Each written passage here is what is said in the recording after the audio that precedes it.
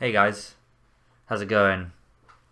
Long time. It's been like 2 months or so, I think, or maybe more. Felt ages, and there's a lot of stuff that's gone on within those months. The main thing, which obviously I want to talk about today, um, also the title of this video, is about some news me and my family received recently and having to deal with, and that's that my dad was diagnosed with cancer. Um, from recording, it's about a month and a half ago now, and a lot's happened during that time, and it's been really busy. And I believe in even my last video, I was saying I need to go back to more of a consistent upload with this because it's a good check-in for me. And I'll even explain like how I kind of motivate myself to get back to these as well. But yeah, I've been away from these for ages, and I need to get back to them because they're good for my mental health. I always feel pretty good after doing them. I mean, this is the main purpose for doing them, right? Because certainly not for the views, because I'm not going to get many, and nor am I expecting many either. But yeah, dealing with my dad getting cancer. I guess for some background, it's been a rough year for him. He was been ill for a while. He had a heart problem around Christmas time. Nearly had a heart attack. Kind of got away with that, but was on lots of medication as a result, and life was a bit different for me. I had to live life a bit differently ever since. And then during the lockdown, he developed a thing called neutropenia, which is like a low white cell and neutrophils count, which means your immunity is really low. He was already in the vulnerable group because of his heart, and that was a double whammy because his immunity was kind of pretty much gone. It meant he could pick up illnesses a lot easier, and they'd also be a lot more severe. And then we found out the neutropenia was actually a cause. The cause of the neutropenia was actually the leukemia, which they did some tests for in the bone marrow and found the cancerous cells. And then when we found out, it was really shocking. I thought that it was just the neutropenia because I've had it myself, and I thought that was it. So I found it really surprising. Kind of received a call from my parents on FaceTime one day, and then they just told me the news, and told me to sit down, and that already kind of got me a bit worried. But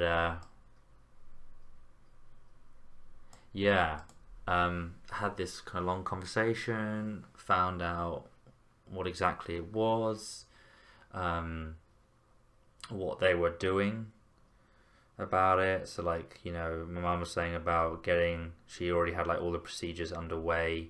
They knew about it for a week, so they was kind of mulling on like what to do next. They just wanted to focus on getting everything started before telling me and my sister. So they kind of had the appointments booked with the specialist, and they had the hospital that he was going to, etc. All kind of sorted out, and so it was all kind of systems go, and they kind of gave me all the answers that they could. My parents, they try and in negative situations put things in optimistic light, so I also wanted them to give me the non-coloured, like colory version, flowery version of the current situation and what's like the worst case scenario, just so that I know, not that that's going to happen, but just to know, so you can prepare yourself. And yeah, they were particularly worried about me and my sister, because they didn't obviously want this news, like this pretty kind of shattering news, to really affect our lives, and for us to become a worry for them. If we took this really badly, and we became maybe like just full of despair or even like depressed because of the situation, obviously that's an extra worry on my parents, or my dad particularly's shoulders, which they don't need because they already have enough to deal with. So they're just checking on that, and just checking like what everyone needed and stuff like that. They told my sister in person because my sister didn't take the heart thing at Christmas time too well, so they were worried about how she would take it. So they definitely need to tell her in person, but they felt like they need to tell me now. They would have liked to tell me in person, but like I think some stuff changed, and so then they had to tell me over the phone. And yeah, I was okay during the majority of the phone call. At the beginning, the first like 5 minutes, I kind of blanked a bit. Then I kind of woke up a bit again and was okay, and just wanted to find things out. I tried to deal with it in quite a pragmatic way, and was just like, like my dad was saying, this is an illness, and we're just going to do the right things. We're just going to do all the things the doctors tell us. We're going to do things right. We're going to do things in a healthy way, and we're going to get through this. And he's going to get cured from this illness. When the call ended, it did kind of really hit me, and I did have a bit of a cry, a bit of despair, which in some kind of warped way I was happy for, because it made it real, and it showed that I wasn't like being numb to it. Like it was okay to be emotional about it. Like it's an unbelievably shit thing, and it's a good thing to feel that negative emotion, and let it out. So in some ways I was kind of glad I let it get to me, but in a good way. I let myself kind of feel the despair and the pain, and I was just crying a lot, and then I just stopped, and just took a deep breath in, and then just relaxed. And the one thing which I carried on for the rest of the day, which I talked with my parents on the phone about, saying, priority for me obviously is my dad, but also to make sure me and my sister, like because of their worry, are in a good mental health state. And I don't mean that we just kind of put a smile on our face and pretend to be fine, and actually kind of suffering inside, and only put on a brave face for my parents and my dad.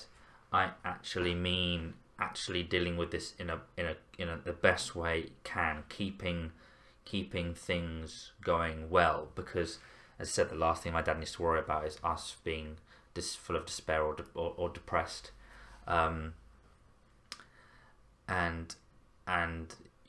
one thing that I can definitely do to help my dad is to still live my life in a good way, still do well at work, still have fun moments, and still like spend time with my friends and spend time with the family, and just live life in a positive way. So when I come to talk to my dad, I can say work's going well, I can say I'm having fun with friends, I can explain all these like fun experiences I've had, because he'll want to hear that, and he'll find that nice to hear, like quite a soothing thing to hear, a reassuring thing to hear, and then one thing less for him to worry about. So that's been like a main priority for me, for myself, for the sake of dad, as well as obviously kind of trying to check up on dad as much as possible and chat with him and stuff like that.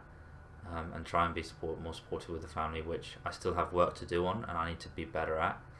But I'm going to try to do more. And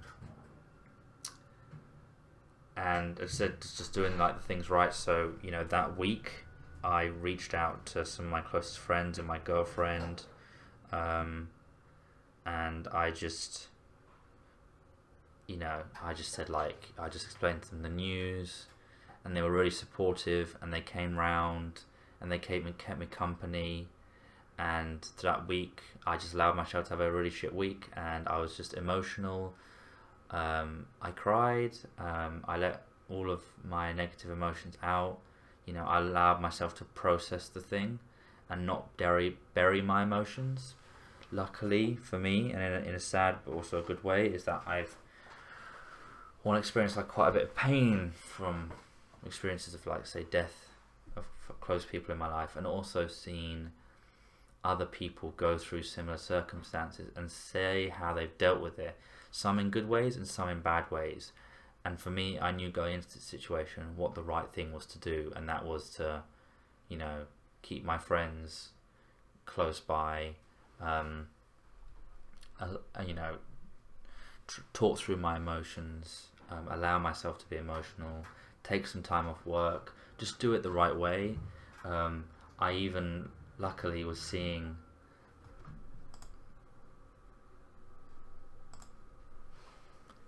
a counsellor the week before I found out.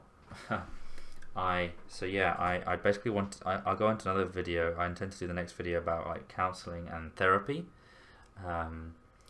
But basically I wanted to see a counsellor and therapist because some of my family and some of my friends were not in a good mental state and needed some support.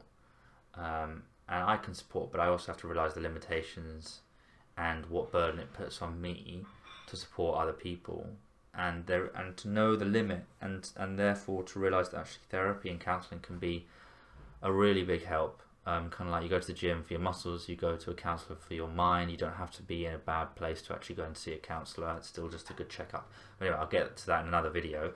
But I was doing that for some multiple other reasons. I didn't feel like at the time things were good, and I didn't actually need a counsellor, but I said I'll get into the reason why I saw a counsellor in the first place.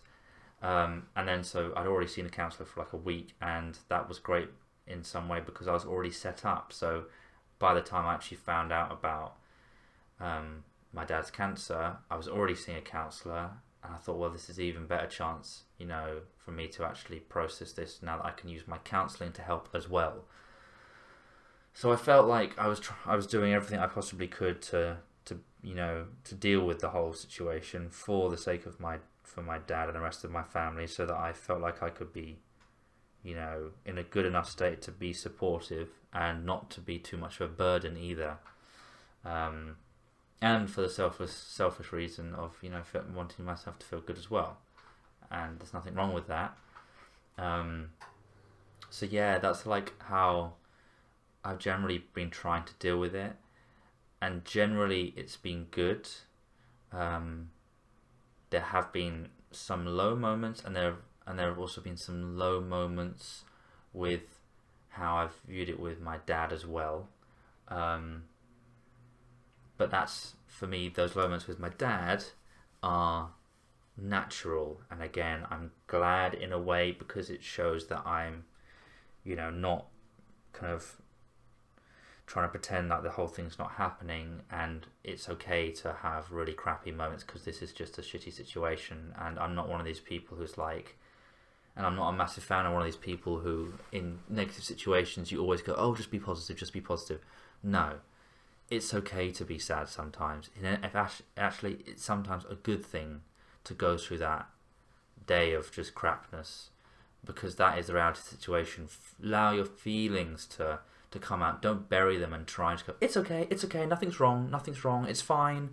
Don't try and pretend, because that crap will just build up inside you. And then I have a bad day, and then next day I wake up and I'm better again. and that's just what's going to happen. And it's just accepting that makes it so much easier. Like, even when I am in that negative situation, I'm like, it's fine feeling crap right now, because tomorrow you're going to feel fine, and you don't need to make this sadness today last longer than it needs to. You know, you don't need to prolong it. So yeah, so my dad will be in and out of hospital for the next 7 months, and it's going to be a tough time. I'm trying to support my sister and my mum. My mum particularly as well, because she's had a pretty tough year as well. She's been going to visit my dad every day, which has been unbelievably sweet. She's been so supportive of Dad. So she's been like a woman on a mission. She's very driven in her mind like that. Once she has her eye on something, or once she has a task to do, she kind of like beelines to the finish, in a very constructed manner. She's very driven in that regards, but at the same time, you know, sometimes she can be so focused that she can almost neglect her own feelings, etc. And so just trying to keep an eye on her, and with my sister trying to just keep tabs on her as well and talk to her, trying to keep tabs on my sister as well. Yeah, it's just obviously very stressful for Mum, you know, obviously with her husband in hospital, and COVID's not helping, etc. And she's obviously had to be on high alert and like very hygiene conscious this entire past couple of months. So I bought a spa day with one of her friends, basically just to get away and to just maybe just take her mind off it a bit and just relax, because she's been relentless these last couple of months. Trying to get her to take it, though I think COVID at the same time is proving it hard for her to do that, but hopefully eventually she will, because she's at work as well at the moment. So yeah, so I'm going to continue to try and kind of talk to my friends about it, speak to my counsellor about it, try and do things in the right ways, try and keep going good with work, try and get back on the exercise. Unfortunately, I've been ill a lot the last couple of months, which has been so annoying because I just haven't been able to do any exercise every time. Like, I had some bad gastroenteritis at one point. I lost so much weight, and I finally got back into the gym and eating, etc. And then I got ill again, and I had to stop all exercise. So it's a bit of a back and forth. So there's a lot going on. I feel like I'm dealing with 2020 okay, though. I don't think it's overwhelmed me like I was talking with my counsellor today, but I just need to keep myself in check, because sometimes you actually aren't doing as well as you think you are. So yeah, I'm talking through Dad's situation with my counsellor as well. You know, even not in denial about the possible worst case scenario, but my dad's got a very strong fighting spirit. He's dealt with this in a very pragmatic way. He's just got on with it. Generally things has been going okay. He's had some minor hiccups where he's had to go back into, like, he was doing 10 days of chemo, then he was in hospital for about 4 weeks, then he got out. You have about 2-week interval for your next round of chemo. You just kind of see how it is, which we're waiting to see, like, how the chemo did. He had a bit of a temperature though, so he had to go straight back in again, which is a bit of a setback for him. I think, you know, he's finding it a bit tiring now. But they caught it at the early stage, and he's doing all the right things. So we'll see. We'll see. I think for me is I'm trying to be more present with my family and spend more time with my dad. Trying to learn Spanish with him as well. I used to have dreams like a couple of years back, and still do, of like if my dad or my mum were dying, and I'd wake up in the night just kind of in tears about the idea. And in some way I'm kind of grateful for those, because they make me realize like how finite and how precious like my mum and dad's lives are, and my sisters, and that kind of humbles me a bit to make sure I'm, you know, having a good relationship with them and spending time with them and being more present and talking to them, and yeah, making sure I have a good relationship with them, and definitely now, in case anything would happen. So yeah, we'll see. I'll probably do another video, maybe an update, but next video I'll be talking about counselling and therapy, and probably relate back to this topic again. But a note to like my future self, you know, you just have to keep doing what you're doing. You're gonna have crappy days, but you just have to, like, even though sometimes you find it hard to reach out to friends because you just wish that they reach out to you and help you because they might sense that you're not doing so great. You have to keep kind of reaching out. You have to keep trying to get that support, because you can't do it by yourself. Really use the therapist, and try and keep like at least a bit of a schedule so you can kind of regulate your mood. Go to bed at a decent time, you know, so you get into a good rhythm of sleep, and keep your mood in check. And yeah, just try and keep everything good for Dad. So yeah, I think I'll leave it there. Thanks.